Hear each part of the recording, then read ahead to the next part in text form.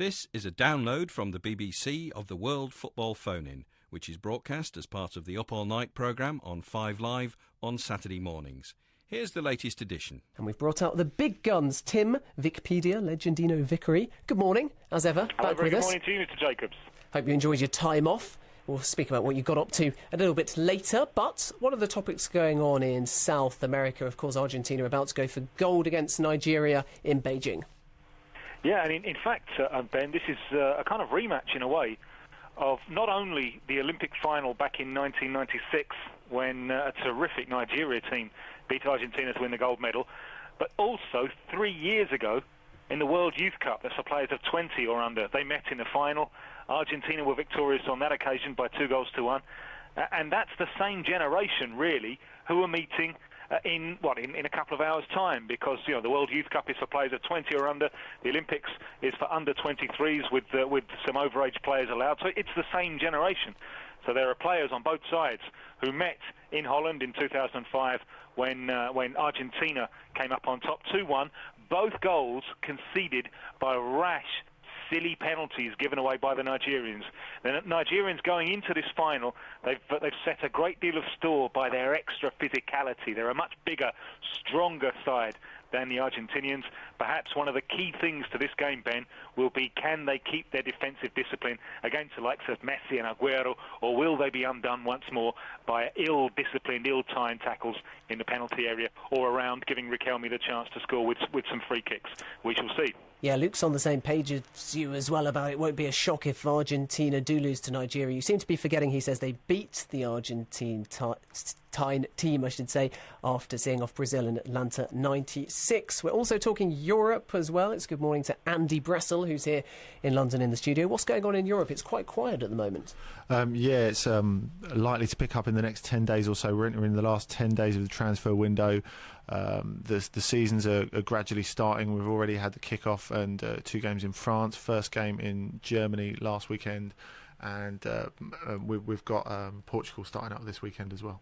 We'll also talk Africa from 4:15. Peter Law will join us as well, so pick up the phone or give us a text. Don't go texting us, though. The American Vice President, we're keeping our phones on the left-hand side, free for that one, and on the right-hand side we're sifting through your text messages. 85058 on the text, 0500 909 693 if you want to give me a call, or you can email upallnight@bbc.co.uk.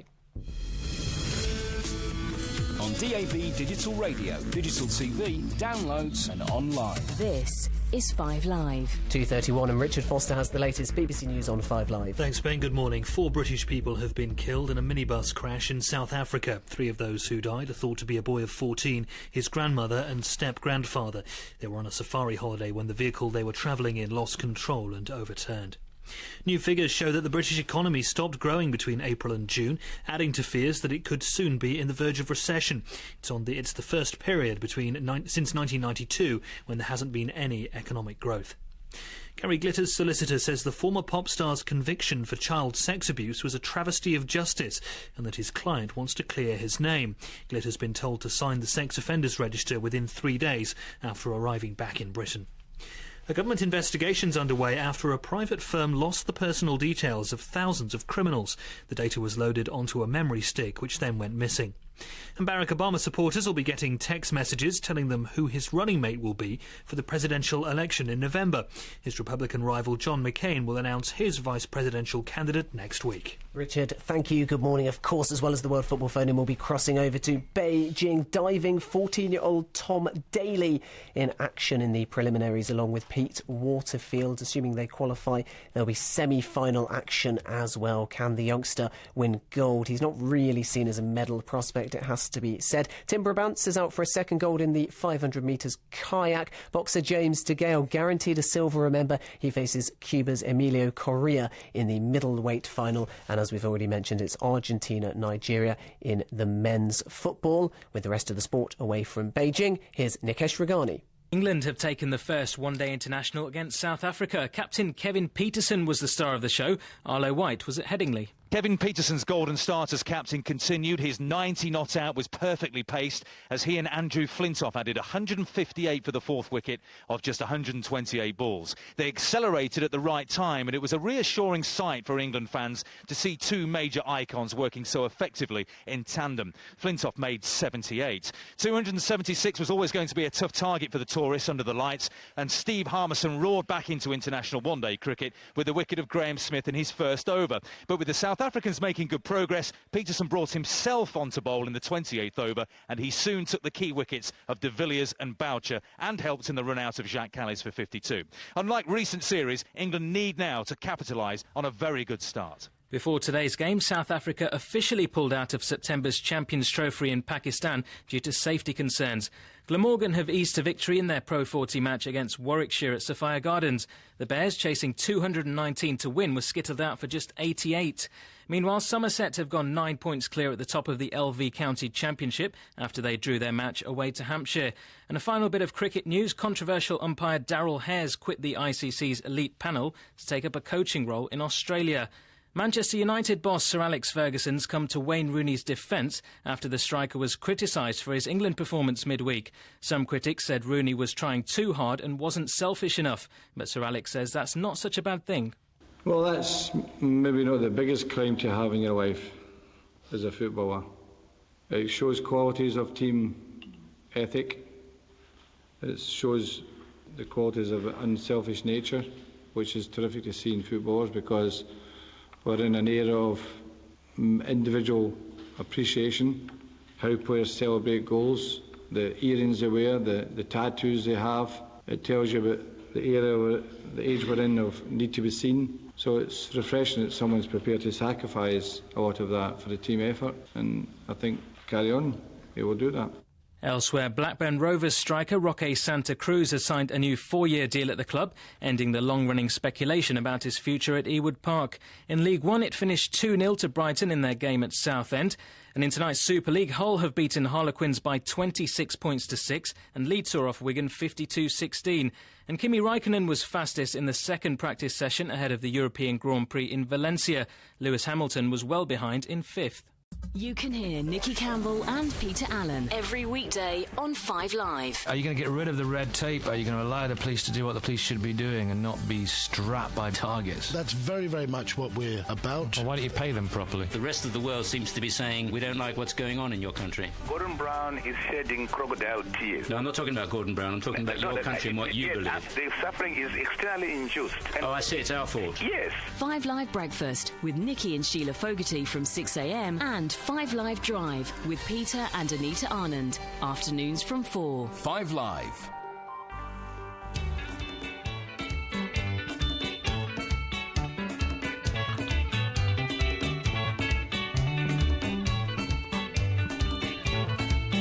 Well, it's back, the World Football Phone-In, 2:30. You heard the music, you know it's back, an Olympic break.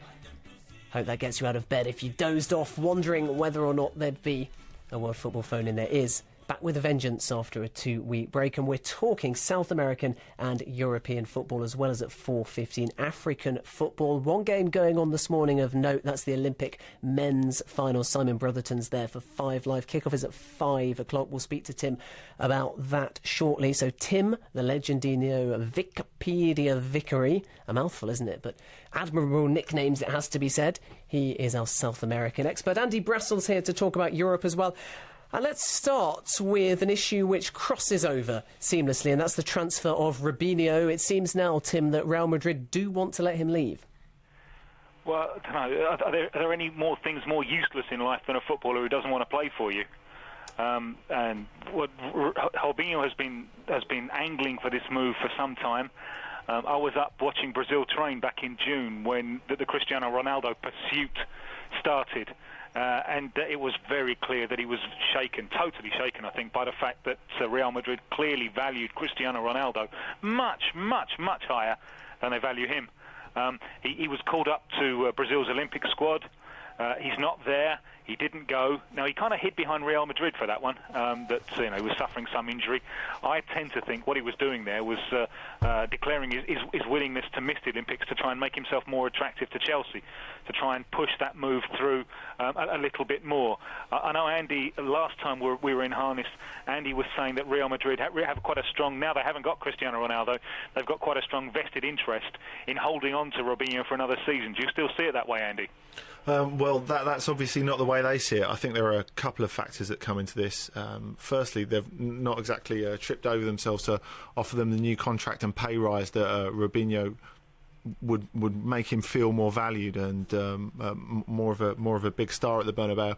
Also, there's the fact that they've brought in Rafael van der Vaart. He's made an immediate impact in the pre-season games. He's someone who can cover Robinho's position, even though he's not as extravagantly gifted a player.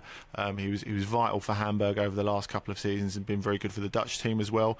It also gives us the suggestion that another big signing might be in the pipeline now. There's been talk in Portugal and Spain that as they didn't get Ronaldo, there's a possibility that they could turn to Ricardo Quaresma, a player who's very similar in style to Ronaldo, to fill the gap as that marquee signing. So those are all possibilities. But the fact that they've actually come out and said they are willing to let Robinho go now is the sign that the negotiations are going to commence. But the question is, how much will he actually go for? Because of course it's a very ambiguous statement that Real Madrid have come out with. They've said he can go. Now, whether this means he can go if they pay his full €120 million buyout clause is anyone's guess. There's a lot of negotiation to be done in the next 10 days, that's for sure. One thing incidentally... Do you think he'd be successful in England, Andy? I think he could certainly work out for Chelsea.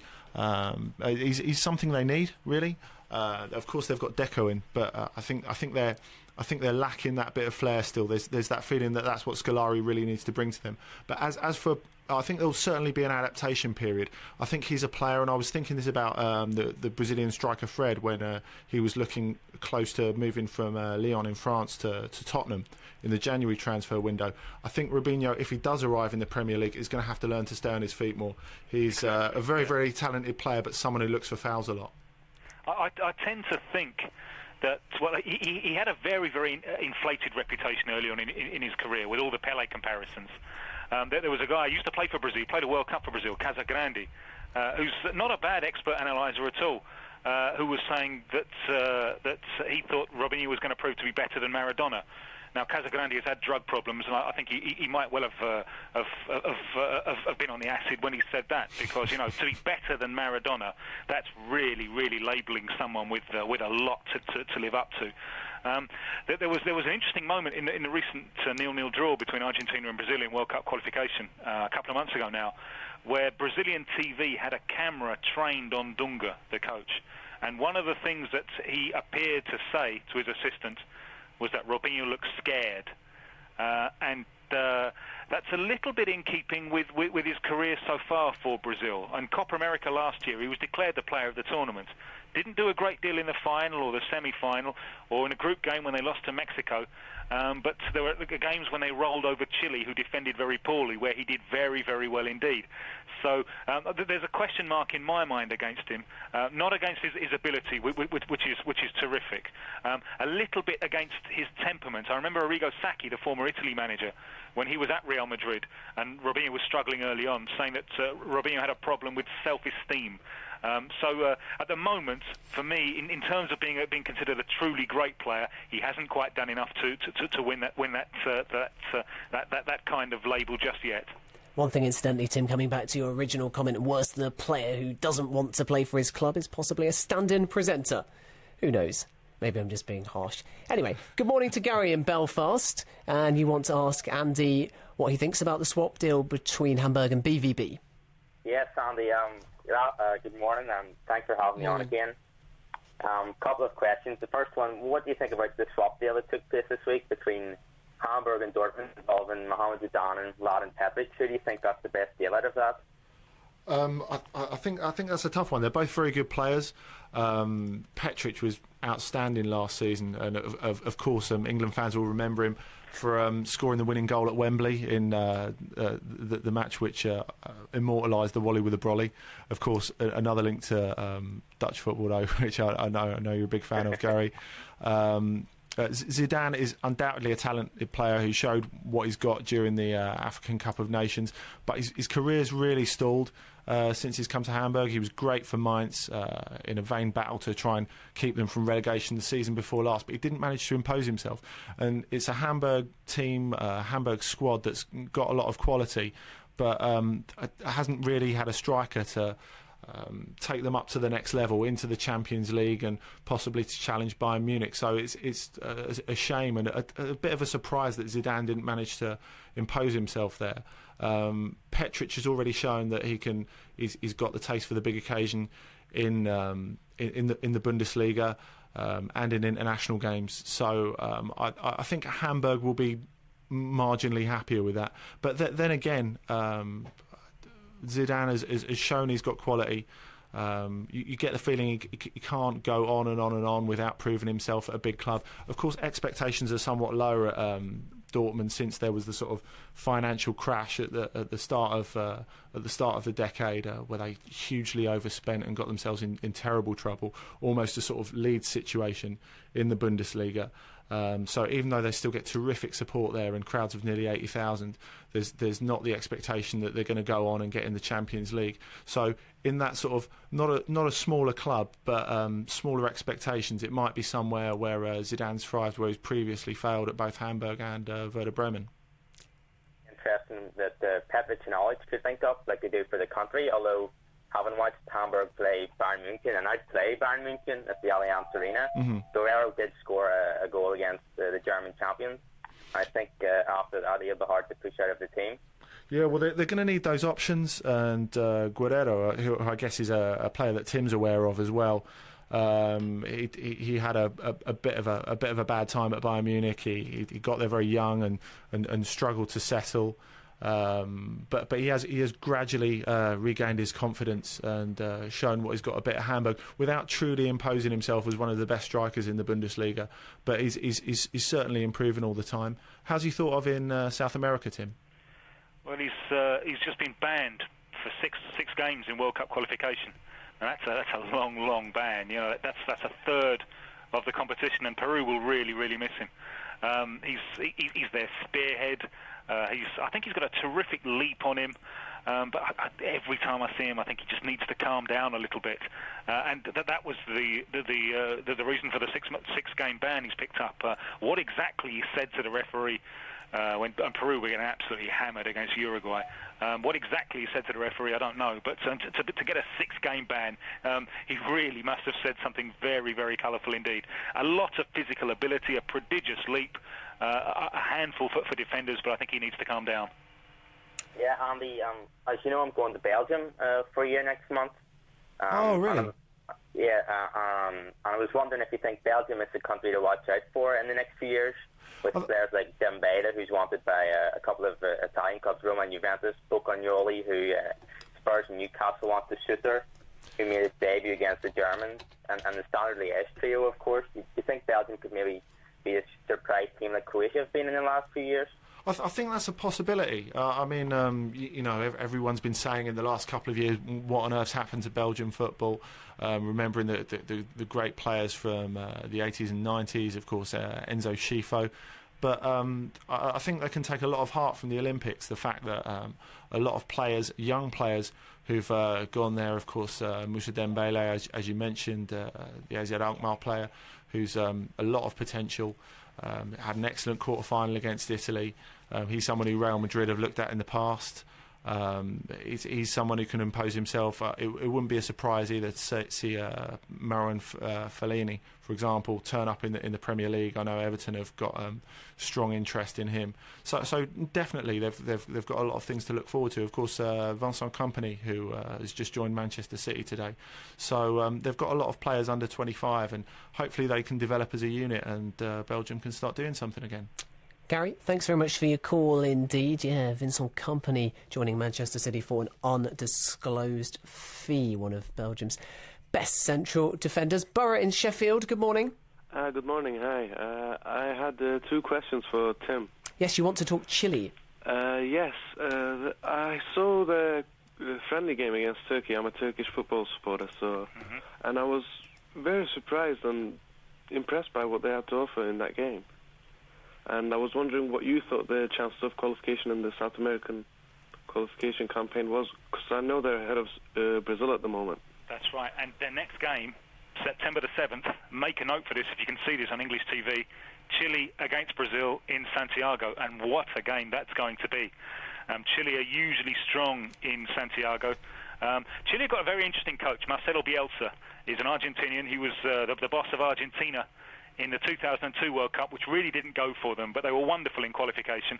I think they were just too tired come the World Cup to play the kind of high-energy football that Bielsa likes. And Bielsa likes playing with 3 up front, a central striker and 2 guys operating from wide. He looks to impose him. He wants his side imposing themselves on the game at all times. There's a terrific crop of young players coming through for Chile. There's some promising players. Mati Fernandez, who played the first half against Turkey, didn't play particularly well. Jorge Valdivia, who's just gone to the Arab world from Palmeiras in Brazil, came on for him in the second half. Lovely dancing feet. Alexis Sanchez on the right wing, who played against Turkey, is going to be huge. I think he's a lovely, fluid runner with the ball and a really, really good player. The good news, I think, for Chile in terms of the World Cup qualification is the last 2 rounds, 2 tricky games away from home, one right after the other. The altitude of Bolivia immediately followed with heat at Venezuela. So 2 games, one after the other, in dramatically different conditions. That they took what on paper looked a very, very young, bold side to those 2 games, and they won them both. Now, away wins are very, very rare in South America, and they're quite rare for Chile, who are a side who are historically homers. So they've got themselves in a terrific position now in World Cup qualification, with, as I say, some good young players coming through. I like a lot Arturo Vidal as well, who can play anywhere really in the defensive line or in the midfield, who now plays for Bayer Leverkusen. He's a strong competitor, gives them a little bit of height as well. A little bit worried about lack of top quality centre backs. That's something that worries me in a long stretch. But in terms of World Cup qualification, I'm very, very ambitious. I think quite a lot hangs on this Brazil game, September the 7th. If they can do that, if they can beat Brazil, well, then they put 4 points between themselves and Brazil. Now that's a fair cushion, and that will really set them up very, very nicely. So if Chile can win that game at home to Brazil September the 7th, then look out for them. Immediately afterwards, they're at home to Colombia, which is to be honest, that's direct competitors for a World Cup place.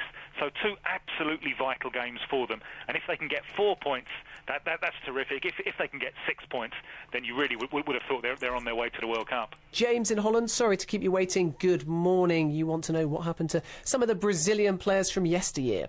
Yeah, I have. Good morning. I have 2 questions for James. Every time that I listen to him, I feel inspired to ask more questions, but I also have other callers. One question is about some of the Brazilian players, like Josimar, Careca, Aldair. What happened to these players? Where are they now? What do they do with them? I wonder. Tim, any ideas? It's actually related to my girlfriend. Josimar comes from that Cidade de Deus neighborhood, the City of God neighborhood, immortalized in the film. My girlfriend has relatives there, and he married her cousin. So I've got first-hand knowledge of exactly how Josimar's career declined, just because he simply couldn't cope with it. He was someone who came from a background with very, very little structure indeed, and was a star overnight. He wasn't even originally in the squad for the '86 World Cup. Came in at the last moment when someone else dropped out. Was reserved, won his position during the course of the competition, scored 2 fantastic goals, changed his life, and he found it all quite difficult to cope with, and went a little bit off the rails. He's now doing some coaching work. He's done social projects, trying to put something back and so on, and he's been involved coaching with Botafogo, which is the club that he once played for, and he's got sons who play and so on, and he's trying to be perhaps a better father than he's been for much of his time. Careca has a kind of farm in Campinas, where he first came through with the Guarani club. He's still very much sought after by the Brazilian media. He often makes media appearances.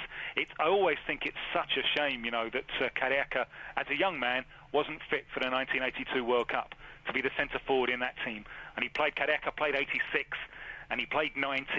But if he'd been fit in 82, I wonder, because he wasn't fit. Reinaldo wasn't fit either. They were two great technical centre-forwards, and so Brazil went with the big blunderbuss Serginho, who just didn't combine at all. And Serginho was a big centre-forward who, you have a pair of wingers getting English-style supply into the penalty box, and Serginho would attack it, and he was a big handful and a cumbersome presence. But you put Serginho in a team with that technical midfield, the wonderful, skillful midfield that Brazil had in 82, who were looking to play 1-2s off him and angled passes off him, and I'm afraid Serginho just didn't have the technique to deal with that. So it's something I often wonder, if only Careca had been fit for the 1982 World Cup, who knows? Perhaps Brazil would have won it, and perhaps that would have been better for football, and perhaps it would have been better for Brazil, because the current national team coach, Dunga, he hates that side, that 82 side. He just calls them specialists in losing. He says they lost everything. They lost the 82 World Cup, they lost the 86 World Cup, they lost Copa Americas. There was even a mini World Cup that was held in Uruguay in 1980, and they lost that as well. So Dunga he heaps scorn on the 82 side. He said that they're just specialists in losers. Perhaps if only Careca had been there, maybe the entire football history of football over the last 2.5 decades would have been different. James, thanks very much for your call. Now, we've got a minute. I'm only going to set that much aside for England's performance, which was disappointing. Philip in Nottingham. Question for Tim and Andy, actually, is to ask them both if they've heard or seen the match, and if we can learn anything from the amateur athletic group that are winning gold medals in terms of football, transferring that to football. Andy, briefly? I don't think athleticism is really the problem. I think it's more something on a structural, organisational level, and we've got to work out how we can bring the more technical players like Rooney and Cole into the team and make them more involved. We've had a text from Warwick in Southport. It's always confusing, isn't it, when your name is Warwick and there's a place called Warwick, but he's actually from Southport and his name is Warwick, and he says, are you sure James from Holland, who we spoke to just before the news, was actually a Dutchman? He sounded like Steve McLaren to me. Did you actually hear that interview of Steve McLaren, Andy? How he somehow developed, and it was perfectly legitimate, a Dutch accent. It was, how you say, magnifique. Tim, anybody going over to South America? Can you think of anyone that might develop an accent? I've actually had cousins that have gone over to that part of the world and have developed a bit of a voice like this. I know that sounds more Italian, but it was meant to be Brazilian. Yeah, well, I'm trying to get me, because I was back in England for a while, and I'm trying to get my head around the end of kind of light evenings and cold winds I've left behind, and landing in a country where it's considered perfectly normal to go around saying "ooh, Gigechi" every time you want to bring up a Tottenham centre back. On the text then, Ben in Portadown for Tim. Dunga is sure to be sacked as Brazil manager, he thinks. Who will be appointed as the new coach if it happens? I hear Luxemburgo mentioned. Surely they won't go back for him, considering he was in the same position as Dunga after the Sydney Olympics. Yeah, irony of ironies. I mean, the only thing I think that's sustaining Dunga at the moment is that World Cup qualifier against Chile is coming up right away, September the 7th, and you have to call your squad, you have to call your foreign-based players up 2 weeks beforehand. So Dunga has already called up the squad for that game. Interesting guy who's in that squad, a guy who was at Arsenal. I think maybe hardly ever got a game. A left back called Juan, who I think might have had a loan spell at Wycombe Wanderers or something, but really didn't come up Millwall as well. Yeah, that's right. Yeah, yes, yeah. And he went back to Brazil and struggled to adapt a little bit. Took him some time, but he's playing very well for Flamengo, really as a wing back, not a left back at all. He plays very, very high up the field and looks to attack and doesn't defend very well. But he's now in the Brazil squad, so not good enough for Arsenal. And he's in the Brazil squad, named by Dunga. So in terms of Dunga's permanence, I think it's difficult to see him being sacked now before that game on September the 7th, because he's named the squad. So we would imagine that he's safe until then. But a defeat against Chile would make his position unsustainable. Now, who are the candidates? Well, one obvious one might be Zico. Well, with his work at Fenerbahce and his prestige and so on, Zico has ruled himself out. He said he won't do it. While the president of the Brazilian FA is a guy called Ricardo Teixeira, who's been in charge now for nearly 20 years. So Zico's out. There was another guy who played briefly the 1990 World Cup called Renato Gaúcho, who was coach of Fluminense, who 2 months ago, he was looking very good in his still quite young coaching career, because he'd taken Fluminense to the final of the Copa Libertadores, South America's Champions League. Then they lost in a penalty shootout, and Fluminense suffered a hangover, and they were down in the relegation zone in the Brazilian Championship. So just a couple of months after being acclaimed as a hero and talking himself up as a future Brazil coach, Renato Gaúcho was sacked. So his timing isn't particularly good. So the leading candidate is Vanderlei Luxemburgo. An irony of ironies, because he was in exactly the same position that Dunga is now in 8 years ago, with Brazil struggling in World Cup qualification and eliminated from the Olympic Games. So it would indeed be an irony if 8 years after the Olympics got rid of him, the Olympics help get Vanderlei Luxemburgo back as Brazil coach. But as I say, I think everything at the moment is hanging on that game, Brazil against Chile in Santiago on September the 7th. Tim, thanks for that. We'll get Andy's thoughts as well. A coach that possibly could have been sacked was Dominique for France. Didn't get the axe. Mm-hmm. And they were in action. It was against Sweden, wasn't it? Yeah, that's right. Have they turned a corner? Some fresh faces, certainly some bold moves. Yeah, that's right. Of course, Lilian Thuram no longer available. No Gregory Coupe either. It was a much younger looking team. There are a lot of familiar faces in there, but on the other hand, you have Thierry Henry now as the most experienced player, and something that he really seemed to relish. Now, they resisted the temptation to make any changes on a managerial level. They said Jean-Pierre Ascalet, the president of the federation, said he would be keeping, ominously said he would be keeping a very close eye on Dominic over the next few months, and there would be some sort of restructuring. But basically, he's remained there despite the disastrous results at Euro 2008. Now, nevertheless, this freshening up seems to have worked. They've brought in Steve Mandander in goal, Bakary Sagna, Lassana Diarra played, and these are the players, along with the likes of Karim Benzema and, of course, Sami Nasri, who started so well for Arsenal, who will be the future of the French national team. And they played some terrific football and scored 3 really great goals, and it's put a smile back on the fans of Le Bleu for the first time in quite a while. 0500 909 6938 5058 on the text. Pick up the phone or drop me an email even as well at upallnight@bbc.co.uk. Text-wise, we're still waiting as well for that announcement about Barack Obama, who will be the new Democratic Vice President. We'll bring you that as soon as it breaks, as soon as our phones vibrate, I suppose I should say. Melvin in Gloucester, though, good morning. Hello, mate. Thanks for having me on. Always a pleasure. I'm ringing in. I don't know whether, it'd be for Andy or Tim, obviously. West Bromwich Albion has just paid a record £4.7 million for a player, I'm a West Brom fan, called Borja Valero. I wonder if any of your two there knows much about him. From Rayo Mallorca, apparently. Yeah, that's right. Borja's a 23-year-old midfielder. It was actually his first season at Mallorca last season. He was trained at Real Madrid. Didn't make a huge impact on the first team. So off he went to Mallorca last season. He's a very classy midfield player. He can pass the ball. He's mainly a offensive sort of player. He can score goals too. They said he can also defend quite a bit as well, apparently. He's not a bad defender if needed, apparently.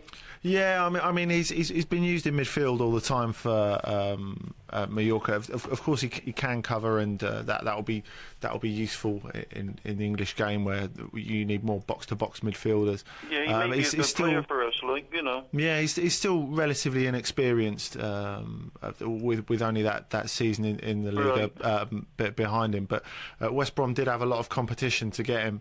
I think also the fact is until Felipe Teixeira comes back, who is someone who people in Portugal think a great deal of, until he comes back from his serious knee injury, which I believe will be in about October. He was playing well till he had that knee injury. You know, he was playing really Teixeira. He's a good player. And the other one is as well, they've also signed one. He's just come back from the Olympics. I don't know whether you know anything about him. Gianni Zuverloon, is it? Yeah, that's right. He's a right back or central defender who they signed from Heerenveen. Again, it was a great signing because they had a lot of competition there, and it shows West Brom are being able to punch their weight in the transfer market. He was excellent in the under-21 championships, the Euros last summer. He was a key figure in the Dutch team, and he is a player who can be good for West Brom, not just this year, but in years to come as well. What do you think of our chances this time? Do you think we could stay up with these players? It's possible. I mean, I don't think any of the promoted sides have signed that badly. Of course, it's very difficult because I suppose West Brom are in the best position because they've been in the Premier League in previous seasons, unlike Hull and Stoke. But I think they've all got a fighting chance. Yeah. Of course, the fact that's working in their favour is there's so much money in the Premier League at the moment, so they can attract a better class of player. Whereas if you think someone like Borja, who's cost nearly £5 million, never would have been a realistic target for West Brom, probably the last time they were in the Premier League. But going back to Borja, he could provide that creativity that they're going to lack while Teixeira first is out of the team and then maybe comes back and gets used to the pace. OK then, mate, thanks for your help. Melvin, thanks very much for your call. I think incidentally what swung that transfer was the pre-season friendly between Real Mallorca and West Brom, where he came on as a substitute, and Tony Mowbray, who hadn't allegedly seen the player before, was informed that he was a bit part player at Mallorca. He came on as a substitute. He's only 23 and quite a prospect. Yeah, that's right. I mean, he did get through 35 odd games last season. But he's a lot of potential. Of course, he comes from a very good tradition at Real Madrid, and like I said, a lot of competition, not just from other teams in Spain, but from Premier League clubs. So he could make a good impact, I think. West Brom taking on Everton at the Hawthorns tomorrow. Remember, 5 Live Sport starts at 12 o'clock, keeping you posted with all of the games. Mark in Slough, though, good morning. Good morning. A question for Tim, please, if I may. Tim, good morning. Rodrigo Palacio, in his last match for Boca Juniors in the Argentinian League, he waved to the crowd as if to say goodbye. Do you know of which club he may have joined? I don't. On the fact that Palacio is still there, it's a mystery, really. I mean, Palacio is now 26. And you can go all over South America. You don't find too many players of his talent still there at 26. It's a little bit like a donut, South American football. You know, there's terrific up-and-coming talent, you know, maybe 22 and under, and, you know, we kind of get the veterans, you know, the people who've done their time at Europe and are now winding down their careers, you know, the over-30s, like Juan Sebastian Verón, for example, who's at Estudiantes. There aren't very many in the middle, no, which is why I call it a donut. And Palacio is one of the few players who has stayed perhaps longer than he had to. Now, I always get the impression with Palacio. Now, Palacio is a very whippy striker who works both flanks very, very well indeed. He's had for years now a really good partnership with Martin Palermo. Palermo is your no-nonsense, bustling centre forward, penalty area player, and Palacio is the one who worked both flanks very, very well. Now, I think Palacio had a shock when he went to the World Cup and he came off the bench in Argentina's first game against Ivory Coast, and it was a big shock to him because it was a big step up from normal Argentinian football, from the normal Argentinian league, in the pace of the game, in the physical strength of the opposition from the Ivory Coast, and he had a terrible time, and he didn't appear again in the tournament. And I think his confidence was a little bit affected by that, and he was in the doldrums for a while afterwards. Also, he had injury problems. Now, he's a fairly shy kind of character as well, and it's always been apparent that he doesn't really want to move. You know, his heart perhaps wasn't in it.